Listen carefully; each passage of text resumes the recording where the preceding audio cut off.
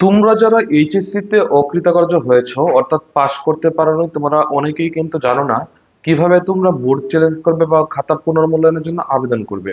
তো আজকের এই ভিডিওতে আমি তোমাদেরকে স্টেপ বাই স্টেপ দেখিয়ে দিব কিভাবে তোমরা যে বিষয়গুলোতে ফেল করেছো বা তোমাদের যে বিষয়গুলোতে ফেল এসছে সেই বিষয়গুলোতে তোমরা খাতা পুনর্মূল্যায়নের জন্য বোর্ডে আবেদন করতে পারবে।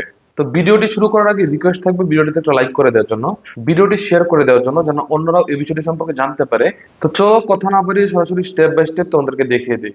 তোমরা কিন্তু এটি পিসি বা মোবাইল দিয়ে যে কোনো মাধ্যমেই করতে পারো। তো এটি করার জন্য প্রথমেই তোমাকে একটি ব্রাউজারে চলে যেতে হবে। আমি এখানে ক্রোম ব্রাউজারটি সিলেক্ট করে নিচ্ছি।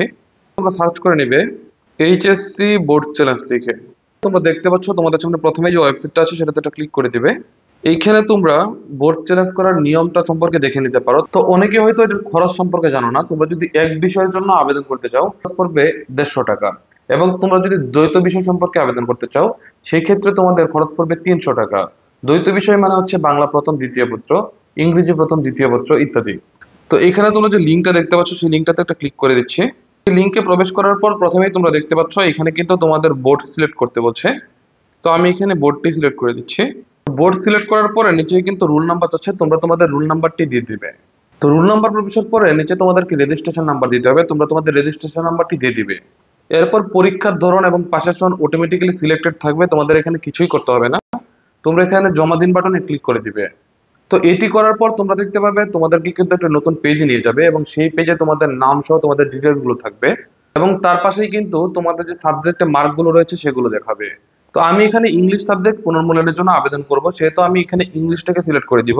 বাছাই করার সঙ্গে সঙ্গে তোমরা দেখতে পাচ্ছ আমার এই সাবজেক্টটা কিন্তু ডান পাশে নিচে চলে আসছে।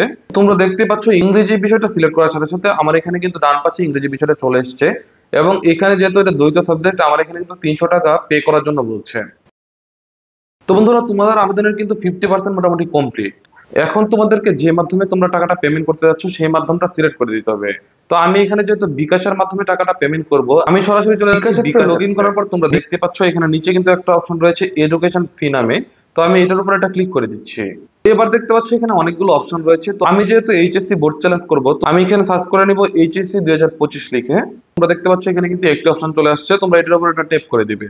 এবার এখান থেকে তোমাদেরকে বোর্ড সিলেক্ট করে দিয়ে রুল এবং রেজিস্ট্রেশন নাম্বারটি সিলেক্ট করে দিয়ে তোমরা যদি নেক্সটে ক্লিক করো তো যে অ্যামাউন্টটা পে করতে হবে সেই অ্যামাউন্টটা দেখাবে। তো তোমরা অবশ্যই কিন্তু লক্ষ্য রাখবে তোমরা যে কয় সাবজেক্টের জন্য আবেদন করবে সেই পরিমাণ টাকা যেন তোমাদের ব্যালেন্স থাকে। তো এবার এখানে নিচে আমি যদি ট্যাপ এন্ড হোল্ড করে রাখি কিছুক্ষণ, তারপর তোমরা কিন্তু দেখতে পাচ্ছ আমার এখানে কিন্তু পেমেন্টটি সাকসেসফুল হয়ে গেছে।